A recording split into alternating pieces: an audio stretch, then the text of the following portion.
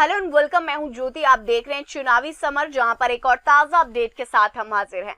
राजरत्न के दम से आरएसएस पर संकट और बैन होना है तय। राजरत्न अंबेडकर ने यूएससीआईआरएफ में सीएए, अमित शाह के साथ साथ आरएसएस के खिलाफ भी खोला मोर्चा। जी हां, जैसे कि आलोचकों का ये कहना है कि आरएसएस इन दिनों दलितों और गरीबों का हितैषी होने का नाटक कर रही है। खासकर एक तरफ आरएसएस जहां दिखावे के लिए मोदी सरकार के तानाशाह भरे फैसलों का विरोध करती है, तो दूसरी ओर बाबा साहेब की प्रतिमाओं को भी तोड़ती है, जिसकी वजह से यूएससीआईआरएफ ने अपनी रिपोर्ट में ये कहा था कि आरएसएस जैसी संस्था भारत में धार्मिक भेदभाव को बढ़ावा दे रही है। यूएससीआईआरएफ ने यह भी कहा था कि भारत में धार्मिक अत्याचार को रोकने के लिए आरएसएस जैसी संस्थाओं पर नियंत्रण जरूरी है।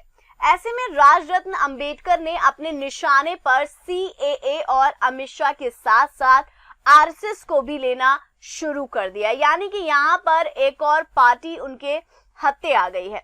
आपको बता दें कि सूत्रों के अनुसार जानकारी प्राप्त हुई है कि राजरत्न अंबेडकर ने आरएसएस को बैन कराने के लिए राष्ट्रीय स्वयंसेवक संघ के कार्यकर्ताओं के द्वारा किए गए सारे देश विरोधी और दलित विरोधी कामों के साथ साथ आरएसएस द्वारा तोड़े गए बाबा साहेब की प्रतिमाओं का काला चिट्ठा तैयार कर लिया है।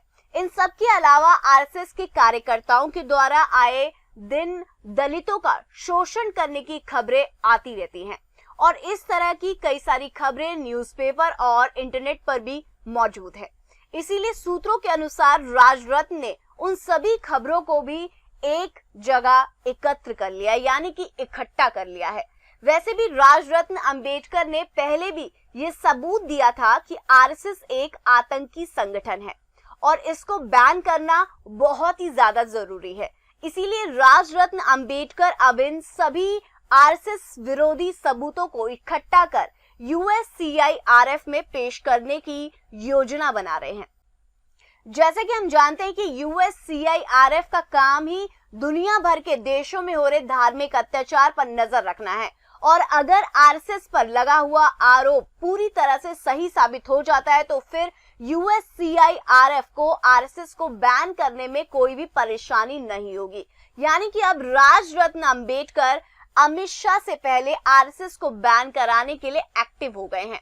अब देखना ये होगा कि यूएससीआईआरएफ पहले किसको बैन करता है, आरएसएस को या फिर अमित शाह को।